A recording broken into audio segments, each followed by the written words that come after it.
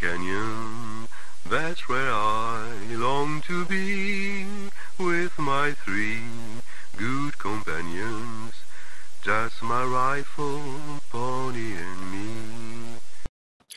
Microciné, bonjour ou bonsoir, ça va dépendre de l'heure à laquelle vous allez découvrir cette nouvelle émission. Aujourd'hui, je suis particulièrement heureux, content, parce qu'on va parler d'une cinématographie qui m'est extrêmement sensible. Si vous suivez un peu Microciné, vous le savez, le cinéma algérien précisément, et voire même les cinémas d'Afrique, c'est quelque chose pour lequel je suis très très sensible, pour laquelle je suis très sensible. Aujourd'hui, on va parler de cinéma Amazir avec un sous-titre, genre du cinéma algérien ou cinéma à part. Et pourquoi? Parce qu'il y a un livre qui existe, c'est celui-ci, le cinéma Amazir, genre du cinéma algérien ou cinéma à part. C'est édité chez les éditions du Croquant, que je salue pour l'aide apportée à la conception de cette émission.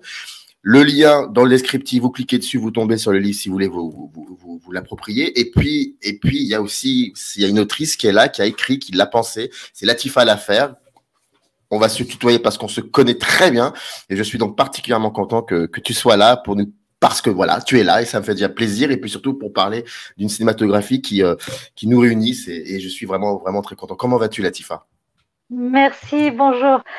Très bien, merci. Je suis bien contente d'être là et de pouvoir discuter, dialoguer avec toi et puis échanger avec les gens qui suivent ton émission sur ce cinéma-là, sur le cinéma algérien en général et sur le cinéma amazigh en tant que particularité de ce cinéma-là. Voilà, et puis surtout voilà, exactement. Et si vous avez des commentaires, si vous avez des commentaires, n'hésitez pas à les mettre, et je suis persuadé que Latifa y répondra. Première question, très simple. Ce livre, la jeunesse de ce livre, ce serait quoi? Est-ce que ça vient d'une...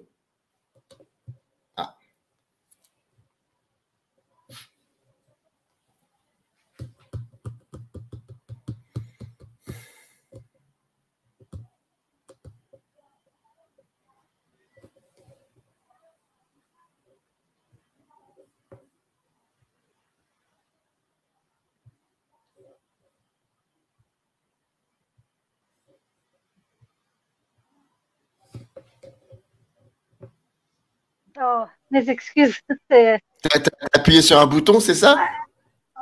Oui, j'ai touché par inadvertance. Mais c'est pas grave. Tu sais, je vais faire un montage, donc ne t'inquiète pas pour ça. Je recommence, je pose la question 2. Alors, 1, 2, 3. Première question, Latifa. Je voudrais savoir, le livre tire ses origines vers quoi exactement? Est-ce que c'est une thèse ou est-ce que c'est autre chose? Voilà. Qu'est-ce qui a fait qu'à un moment tu te sois posé pour travailler, pour questionner cette thématique? Bon, c'est une thèse, mais c'est une thèse que je voulais faire sur le cinéma de manière générale, et mon directeur de thèse, le sociologue Issa Qadri, m'avait proposé de m'intéresser au cinéma amazigh parce qu'il n'y avait pas eu d'écrit à ce moment-là sur ce cinéma-là. On était en 2009, il n'y avait donc aucun ouvrage à ce moment-là sur la question. Et bon, j'avais dit comment aborder ce cinéma-là, qu'est-ce que c'est que ce cinéma-là? Je ne voyais pas trop, et puis je me suis dit non, il y a quand même 3 films qui ont fondé ce cinéma et qui sont entrés dans une logique de questionnement identitaire. Je vais m'intéresser à ces 3 films-là. Donc c'est plutôt qu'un livre ou qu'une thèse plutôt sur le cinéma amazigh, c'est une thèse, d'ailleurs le titre c'était Genre et formalisme dans le cinéma algérien et le cinéma amazigh et la question identitaire. Donc je n'ai questionné que les 3 films qui rentraient dans une logique de questionnement identitaire et qui ont été portés par les populations kabyles, parce qu'à ce moment-là, on n'avait encore pas vu de film en kabyle, et que ça allait, et que cette possibilité s'ouvrait. Il y avait eu un court-métrage de Cherif Angoun qui est décédé il y a eu 2 ans de ça, voilà, qui avait fait un court-métrage, et puis il y a eu les 3 films fondateurs du genre qui ont été portés par les populations kabyles, et je me suis dit, comment se fait-il que ces films-là aient eu un tel impact sur les populations de Kabylie? Donc, il y avait un côté sociologique, puisque j'étais au département de sociologie de Paris 8, après un passage par le département cinéma. Et voilà, donc j'ai intégré cette donnée sociologique du questionnement. Alors, les trois films dont tu parles, hein, il faut les rappeler et ensuite Oui, on va en parler un peu plus tard. Ça, c'est évident. Donc, je te laisse en parler. Peut-être les évoquer, ces trois films. Oui, alors il y a La colline oubliée de Abdelrahman Bouguermouh qui est sorti en 1994. Il y a Mashahou de Belkacem Hadjadj qui est sorti en 1995 et La montagne de Baya de Azdine Meddour qui est sorti en 1997. Et les trois ont démarré en 91 lorsqu'il a été possible de, de, de, de de sortir du secteur privé pour fonder des entreprises du secteur d'État pour fonder des entreprises privées de cinéma à partir de 91. Voilà, donc les trois projets ont démarré en même temps et chacun des trois projets a eu son histoire et son parcours avant d'arriver sur les écrans. Voilà. À ce moment-là, les populations kabyles qui ont vu venir des gens tourner en Kabylie à peu près aux mêmes endroits se sont dit bon, on va aider ces films à sortir parce que ça va parler dans notre langue.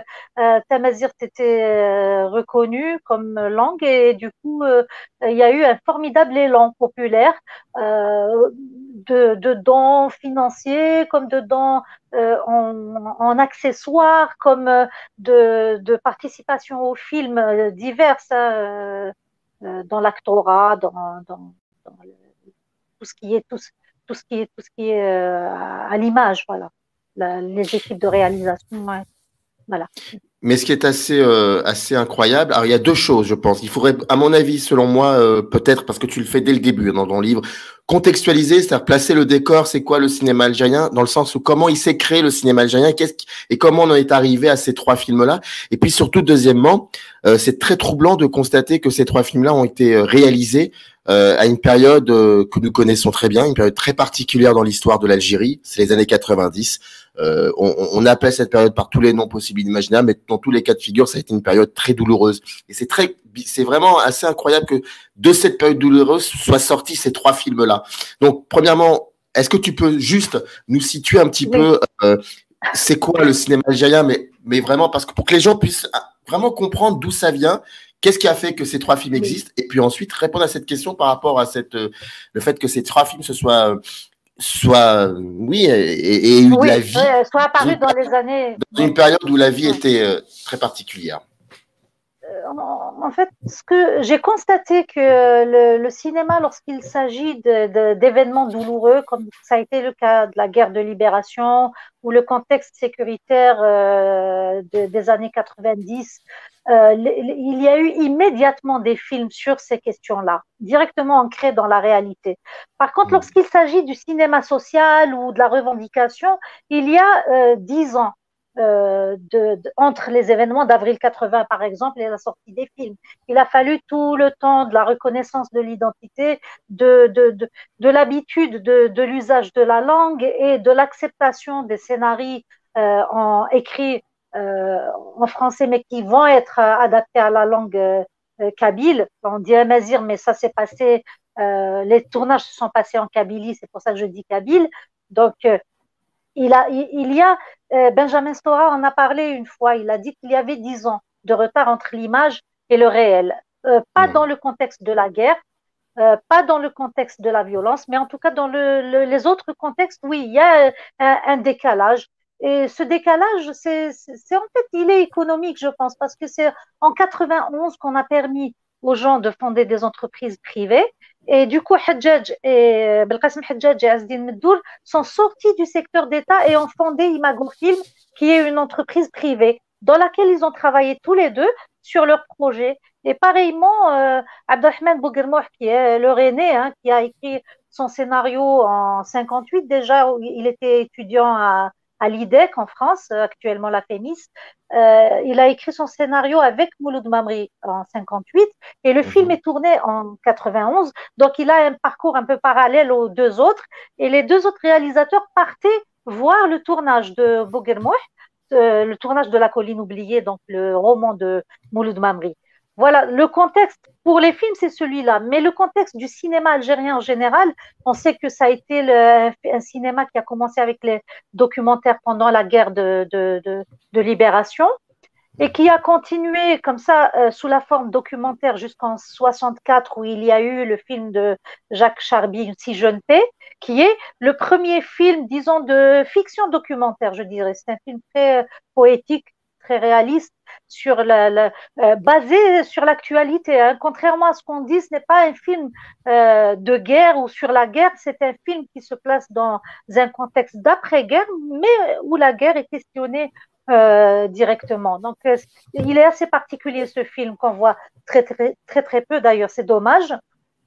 Et à partir de ce film-là, jusqu'aux années 71, donc ces fameuses 10 années, on ne verra que des films sur la guerre.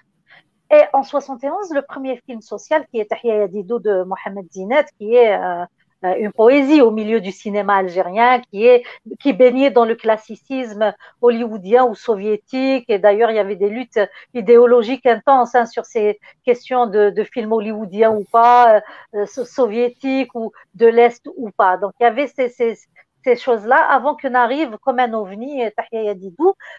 Pour l'anecdote, les gens qui passaient par la cinémathèque algérienne durant les années 90 voyaient ce film parce que Boudjema Karesh, qui était alors directeur, montrait systématiquement ce film aux étrangers qui arrivaient en Algérie et ils étaient impressionnés par la beauté de ce film qui est dans qui est un mélange de style, un mélange très poétique sur la Casbah d'Alger, il y a du burlesque, il y a du dramatique, il y a de tout dans ce film grave et très léger en même temps, qui questionne Alger d'une façon très poétique. C'est le début du cinéma social qui questionne le présent et c'est le début d'un nouveau style cinématographique qui est le cinéma de poésie, qui est un courant. Et d'ailleurs, je pars sur une réflexion à partir de cette période-là qui est en cours en ce moment. C'est comment a-t-on glissé de l'appellation des cinémas par les noms de pays, mais en tant que courant cinématographique, vers la création de cinémas nationaux. C'est-à-dire, je ne suis pas très claire là, en dit néo-réalisme. Tu es très clair. Voilà. Tu es très clair. On dit néo-réalisme, on pense Italie, on dit expressionnisme, on pense Allemagne, mais ce n'est pas des cinémas nationaux, c'est des courants cinématographiques. Par contre, dès qu'on dit cinéma tunisien, algérien, bulgare, on pense nation et pays indépendants. Pareil pour le Sénégal, pour le Cameroun, pour tous les pays d'Afrique ou du Moyen-Orient. C'est-à-dire que l'appellation est devenue nationale et non plus esthétique. Et du coup, à partir de 71 jusqu'à 80, il y a cette existence d'un courant particulier qui est un courant esthétique, mais qui va rentrer dans le cadre d'un cinéma national qui est le cinéma algérien. Et je saute rapidement vers l'époque actuelle pour dire que c'est ce qui se passe aujourd'hui depuis les années 2000, 2005, 2006 avec la sortie du film des longs métrages de Tegia et des premiers courts métrages de Tati et de plein d'autres personnes, hein, plein d'autres jeunes réalisateurs. Je dis, ils sont plus jeunes, très jeunes maintenant, mais c'est un jeune cinéma algérien. Parce qu'on leur reproche de n'être pas jeune. Bon, il y a le passage des ans, mais c'est un jeune cinéma algérien qui est directement relié à cette esthétique des années 70, au moins en tant qu'idée et que concept. Donc, on est dans l'idée des courants, mais c'est masqué par l'idée des nations. Et c'est pour ça que j'écris que le cinéma amazigh, est-ce que c'est un genre à part ou un genre dans le cinéma algérien? Il y a tout à questionner. La question identitaire, la question nationale, les esthétiques et les thèmes des films. Comment tu as... alors, tu m'as dit que ça partait d'une thèse, certes, mais de passer d'une thèse à l'écriture d'un livre, c'est quand même différent parce qu'il y a des choses qu'il faut élaguer, des choses qu'il faut changer. Et je voudrais savoir comment tu as pensé la structure de ton livre. Ça m'intéresse parce que quand je reçois des écrivaines ou des écrivains de cinéma, j'ai très envie de savoir comment ils pensent l'architecture. C'est-à-dire, en gros, comment ils ont fait pour peut-être ne pas être dans l'émotif, mais vraiment dans la réflexion et comment travailler cette question-là. Et ça m'intéresserait de savoir. Et surtout, est-ce que ça a été... Est-ce que cette structure, tu l'as conçue assez rapidement ou il y a eu quand même quelques complications? Bon, j'avoue qu'à ma soutenance, les membres du jury m'ont dit de publier ma thèse. Voilà, c'est de là que c'est parti parce que j'étais effrayée à cette idée-là de publier ma thèse. Donc, ça a pris un peu de temps avant que j'admette l'idée que c'est possible de donner ça au grand public. Ensuite, je l'ai coupé en deux.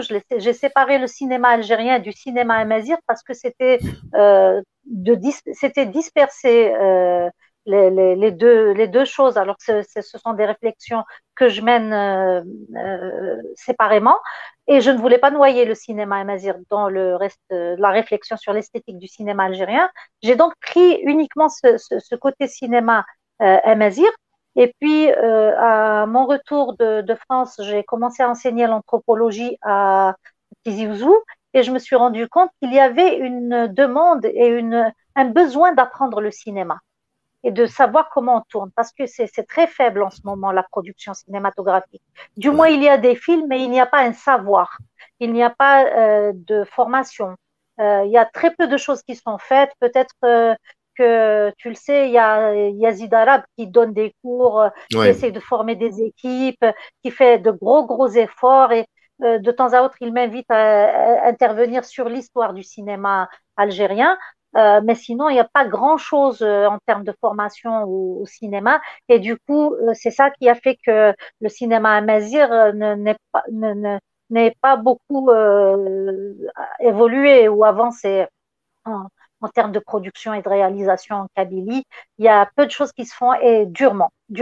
Et les réalisateurs et les producteurs ont ce besoin d'apprendre des choses sur ça. Voilà, donc, pardon, j'ai perdu de vue la question. Non, tu étais dedans parce que tu allais me parler de la structure, de comment tu as conçu la table des matières et comment tu l'as pensé. Voilà, donc très rapidement, j'ai reçu pas mal d'étudiants qui venaient de journalisme et communication ou du département de Tamazirt à l'université de Tizi Ouzou ou du département d'anthropologie ou de sociologie qui voulaient écrire sur le cinéma et qui n'avaient pas de livre, donc qui n'avaient pas d'ouvrage de référence. Entre-temps, il y a eu l'ouvrage sur le cinéma kabyle de Frédéric de Voyahi, et puis moi, je donnais des chapitres de ma thèse comme ça aux étudiants, et puis je me suis dit, non, il est nécessaire qu'il y ait des ouvrages de référence et d'appui pour les personnes qui font de la recherche sur ce domaine-là. Et j'encadre des étudiants qui maintenant s'intéressent au cinéma d'animation kabyle, l'adaptation,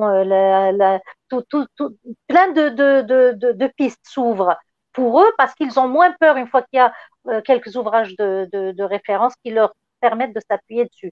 Donc voilà, la structure du livre, en même temps, je me disais, puisque je m'intéresse autant à l'esthétique du cinéma, je voulais écrire sous une forme esthétique. Déjà, le formalisme dans l'écriture de la thèse y était.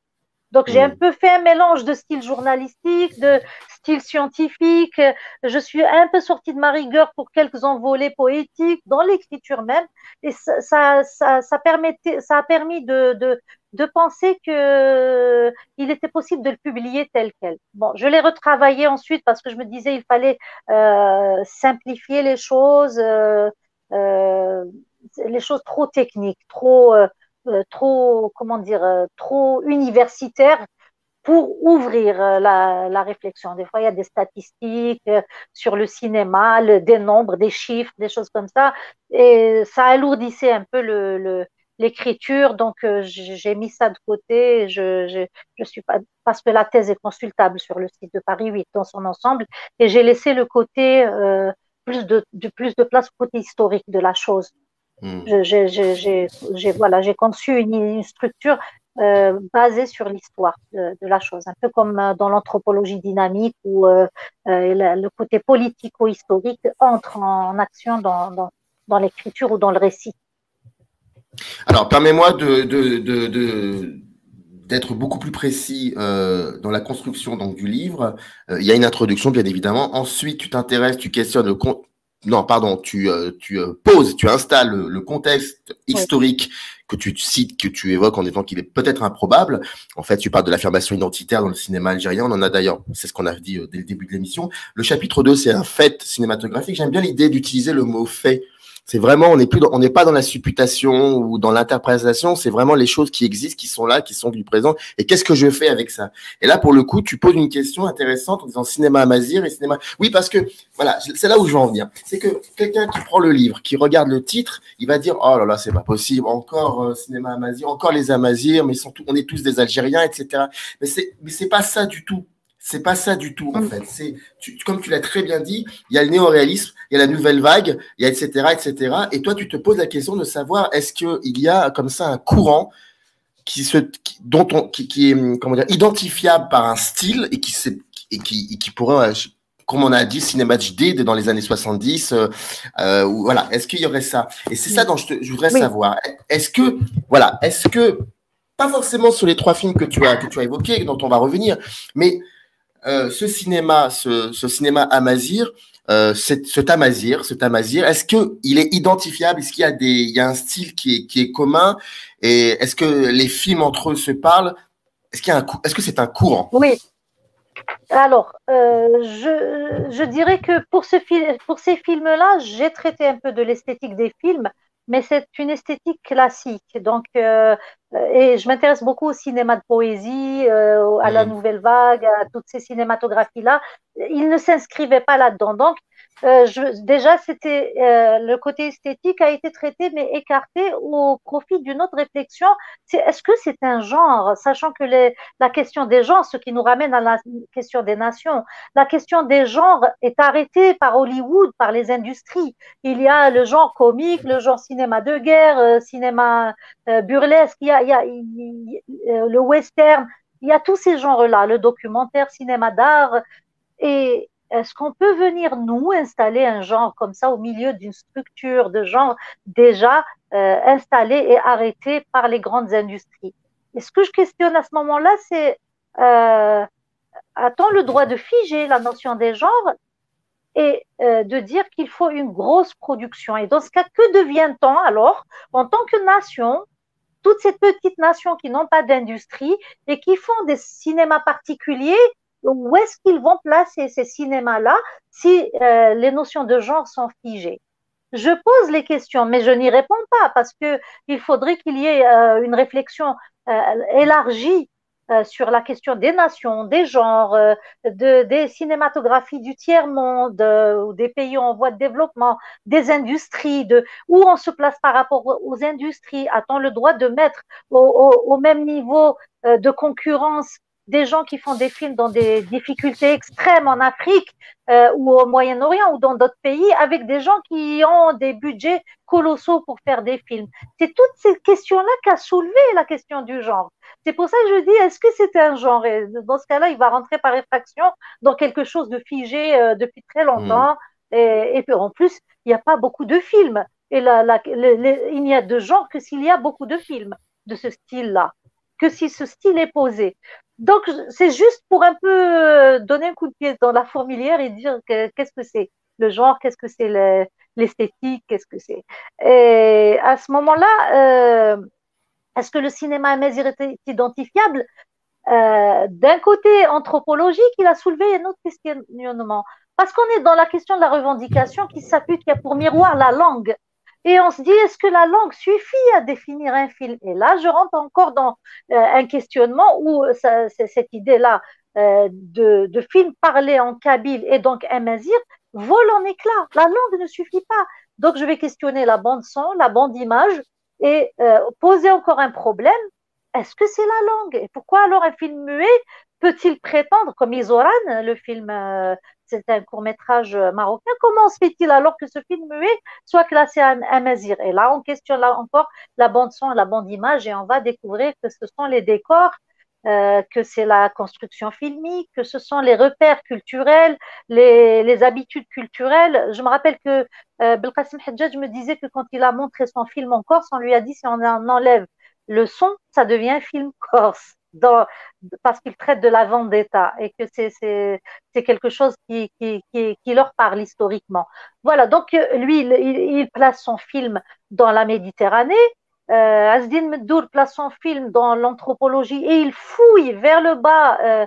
Hajjaj, disons qu'il regarde horizontalement, il regarde vers la Méditerranée, il fait un film atemporel. Mais Meddour va questionner la question, la période païenne, parce qu'il fait remonter des histoires des mythologiques qu'il va cacher qui va noyer dans un conte que va réciter, que va raconter une dame très âgée, la plus ancienne de la communauté. Il va faire ça pourquoi? Parce qu'à l'époque, il n'y avait pas encore de film amazigh, il avait peur pour son film. Donc, plutôt que de rentrer direct dans la période païenne, il l'a fait passer par le récit, par le conte, pour dire nous sommes en train d'écouter juste le conte que raconte cette vieille dame-là. Donc, il y a beaucoup de choses dans la construction des films qui sont assez particulières. Il y a Bouguermoir parce qu'il est le premier quand il tourne La colline oubliée, aussi qui ne sait pas trop si le film va aboutir vu qu'en 68 son scénario a été refusé. Et donc qu'est-ce qu'il va faire? Il va être très très rapide dans la construction de scènes sociologiques. Il va montrer très très vite la Kabylie telle que la raconte Mamri, telle qu'il la voit lui, et il construit donc son récit très rapidement autour d'une sociologie de la Kabylie. Voilà, c'est ça qui identifie finalement ces films amazirs-là. C'est les décors, la sociologie, la culture, la mythologie, la vendetta, tous ces éléments dont ils se servent pour montrer que c'est la culture kabyle, sans discourir sur cette culture. Parce qu'aucun des trois n'a fait un film sur l'identité. Ils ont fait des films qui questionnent des cultures où l'identité émerge à travers des récits qui n'ont rien à voir avec la problématique, le discours, voilà, sur l'identité.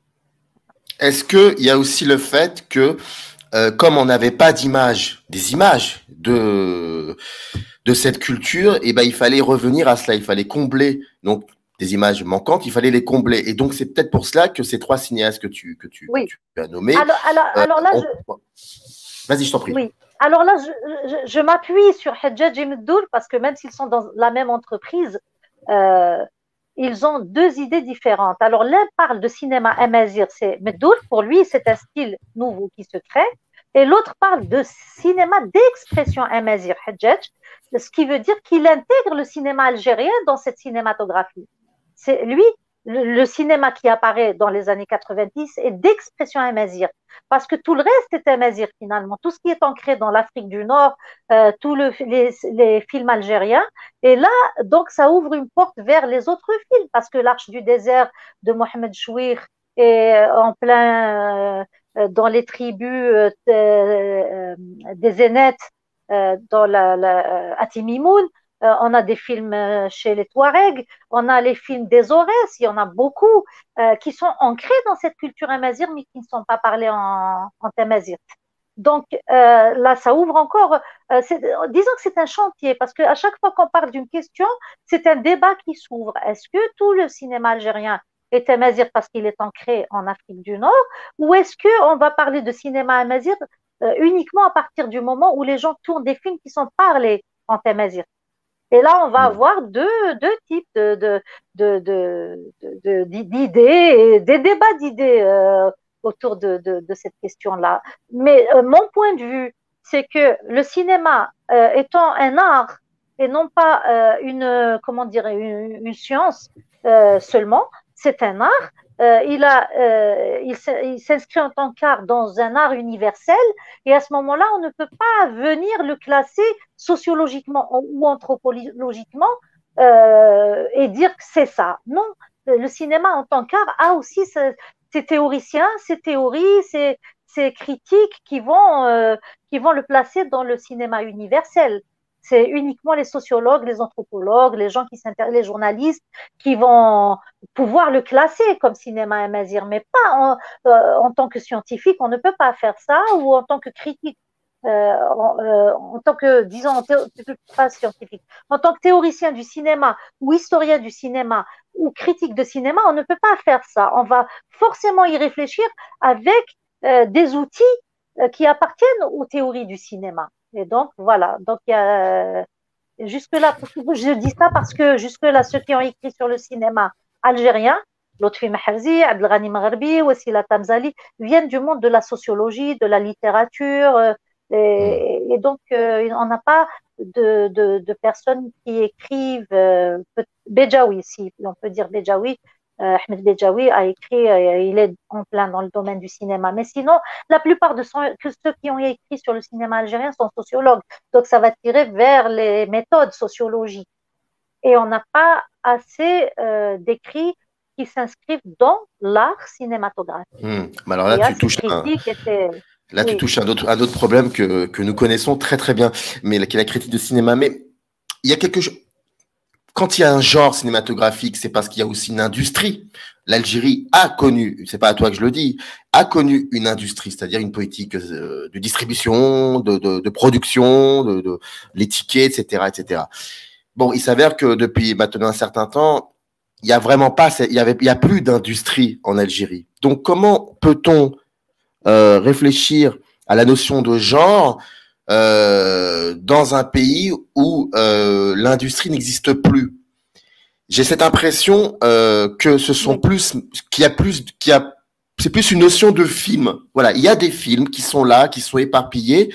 Et est-ce que la question de leur trouver des genres, est-ce que ce serait pas trop, ce serait un peu, comment dire, il y aurait une espèce ce serait un peu antinomique avec l'idée même d'une industrie.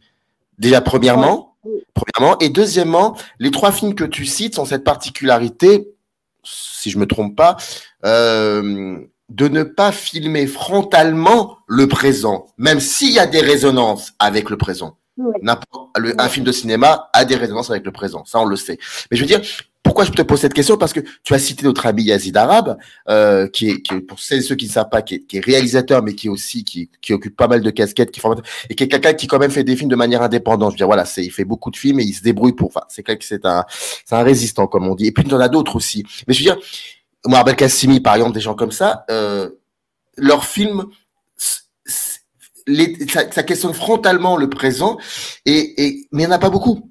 Il n'y en a pas beaucoup. Donc, la deuxième question, c'était, j'ai été surpris, je te l'avoue, même si tu les nommes dans le bouquin, mais le fait que tu t'attaches particulièrement à ces 3 films qui sont importants, le film de Bougelmour, de Meddour et de Hadjaz sont importants. Mais je me suis dit, tiens, ça pourrait être je me posais la question, pourquoi tu n'as pas aussi, enfin, tu fais ce que tu veux, mais le fait qu'il n'y ait pas comment dire, de se poser la question, ce serait quoi aujourd'hui? Ce serait quel visage? Ce serait qu'est-ce qu'il filme? Parce que là, tu parles de 3 films réalisés dans les années 90. Mais aujourd'hui, qu'est-ce que ça donne? Qu'est-ce qu'il en est? Est-ce qu'il y a des héritiers de ces 3 films? Qu'est-ce qui s'est passé, en fait? Oui. Alors, par rapport à l'industrie du cinéma, oui, on peut dire qu'il y a eu une industrie du cinéma, mais les gens qui étaient dans le cinéma à l'époque disaient il n'y a pas d'industrie du cinéma parce qu'il y a eu une volonté d'installation d'une industrie.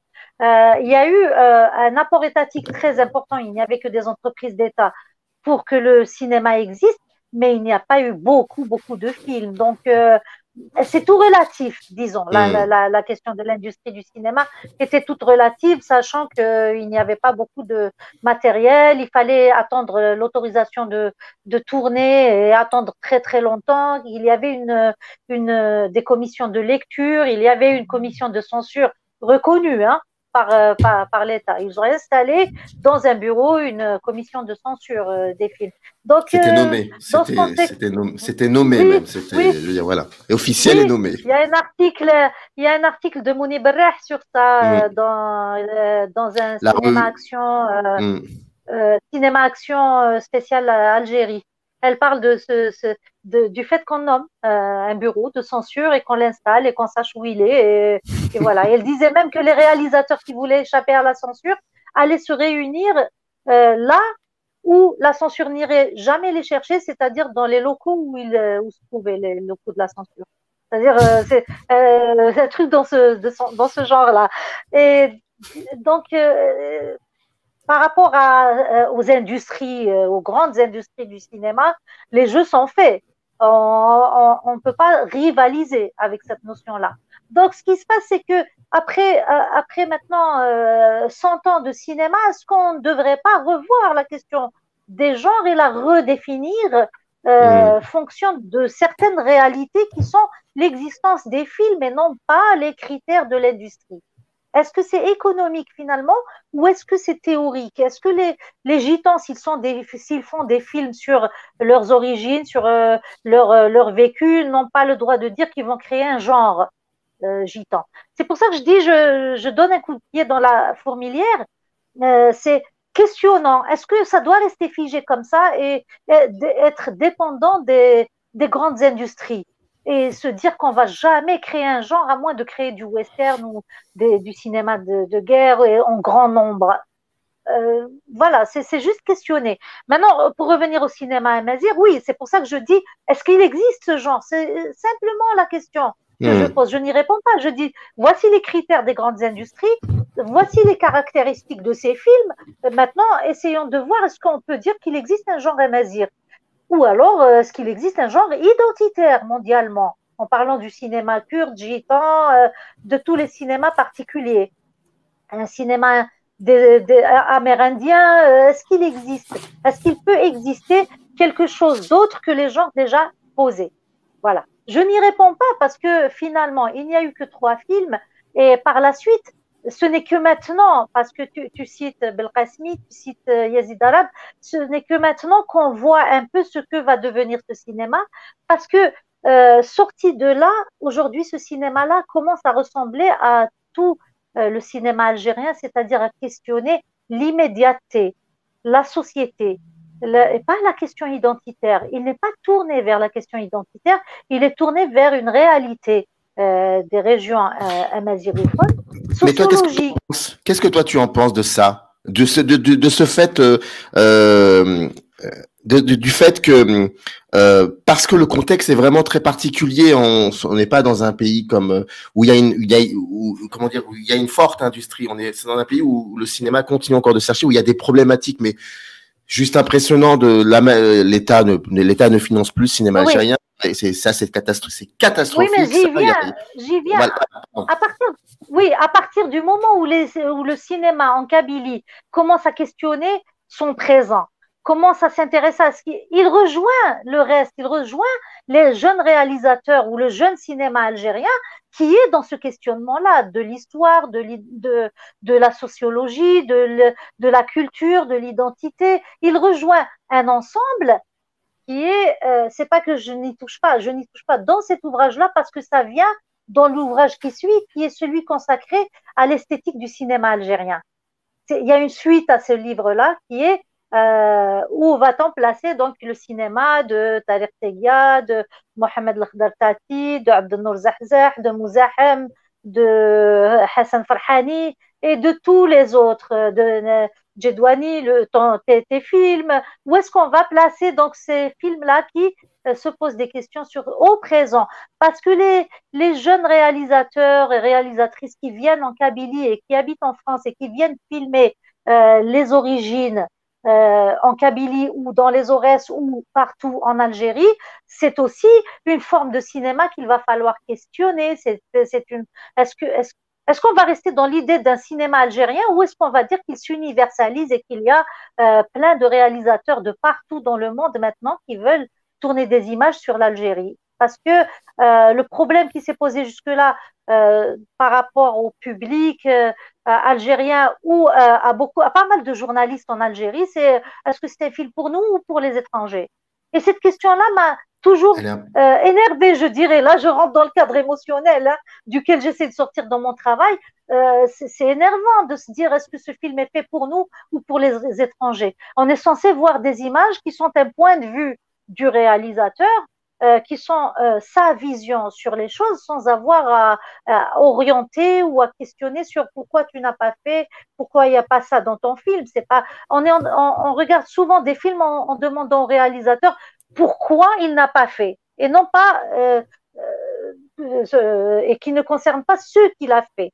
C'est-à-dire qu'on ignore souvent le point de vue du réalisateur pour se fondre dans une sociologie ou un contexte culturel ou un contexte politique algérien. Or, il faut qu'on apprenne que le cinéma passe par un réalisateur qui donne un point de vue. C'est son regard, c'est son cadrage, c'est sa vision, c'est sa façon de construire son film. Et cette idée-là n'existe pas. C'est pour ça que je reviens toujours à la question de la formation. Il n'y a pas de formation, suffisamment de formation pour que les gens puissent regarder un film.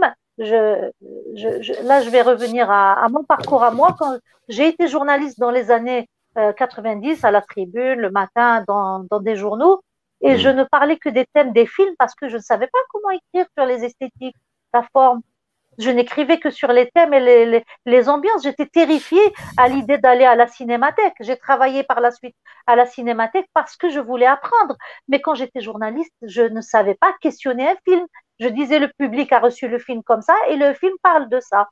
Et rien sur l'esthétique.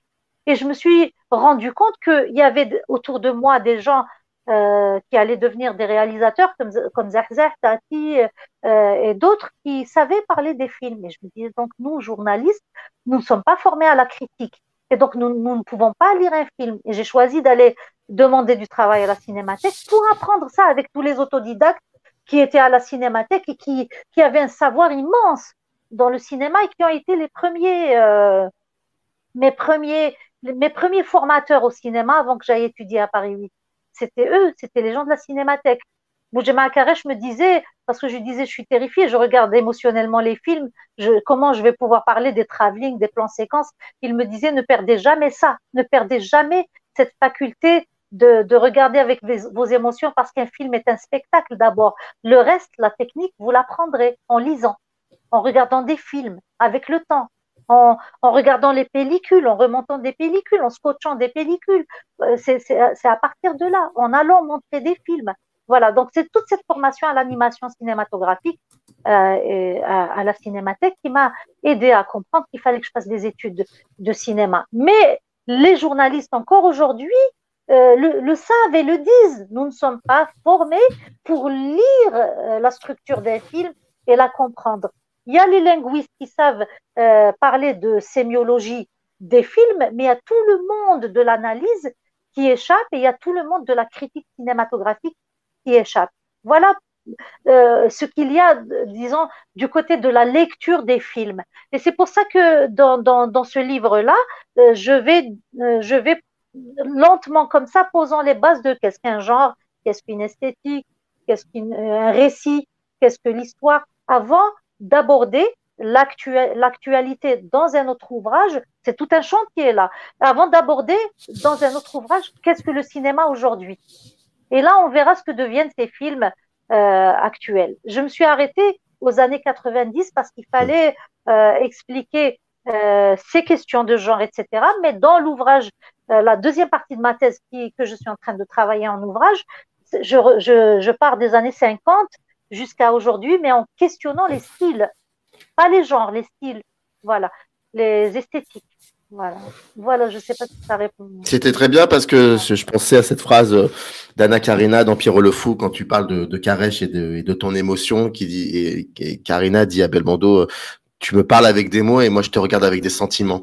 Et il y a un peu de cela, quoi. Il faut regarder les films avec des sentiments et c'est ça qui est assez passionnant. En tout cas, j'ai hâte de lire cette deuxième partie aussi parce que, mais c'est ça qui est très intéressant. Ces trois films qui ont été réalisés dans les années 90, il y a aussi l'idée que parce que l'Algérie à ce moment-là, comment dire, subit un revers historique trop important, qu'il y a une déconstruction partout, que c'est catastrophique, c'est le flou total. Et j'ai l'impression que ces trois films sont là aussi peut-être pour comment dire, en fait pour se réapproprier finalement l'Algérie, mais à leur manière. C'est un ancrage, oui.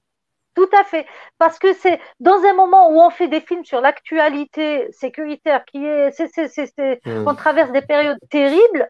Il y a ces films-là qui vont venir nous parler du socle identitaire, de l'ancrage, se poser comme quelque chose d'assez rassurant, comme si ces montagneux-là qu'on nous montre à travers ces films sont le socle auquel on va se raccrocher pour dire que finalement, non, il y a un avant Et il y aura donc un après, il y aura une ouverture vers quelque chose.